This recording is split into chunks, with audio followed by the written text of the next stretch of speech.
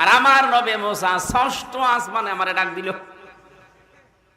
আমার কৌশলাদি বিনিময় করে আমারে বলছে, উম্মত তোর উপর আমি খুশি, ওই যে রুটি আছে তুই খাবে। আমি এত উপরে উঠেছি ষষ্ঠ আসমানে, আমার নবী মুসা যিনি আল্লাহর সাথে কথোপকথন করে, সেই নবী যদি আদেশ দেয় এ রুটি কার? আমার। মুসলমান তো ওঠে না। ওরা যখন জাগিয়েছে বলছে, তোমাদের স্বপ্ন আমি এমনি শুনেছি, আমারটা আগে দেখো, রুটি তোমাদের ভাগে যায় কিনা।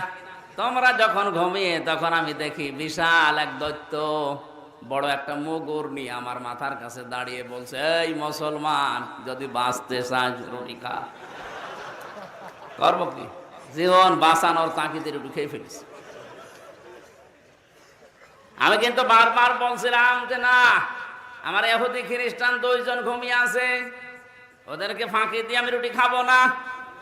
আমারে বলছে, দেখো জান বাঁচানো ফরজ, রুটি খাও নাই মরলে। এই জন্য আমি খেয়ে ফেলেছি। ইহুদি খ্রিস্টান বলছে, ভাই এত বড় বিপদ গেল, আমাদের ডাকতে পারলি না।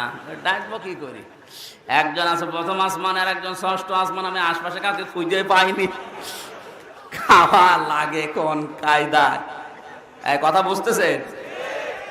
এ খাওয়া বলতে শুধু ওই রুটি খাওয়া না,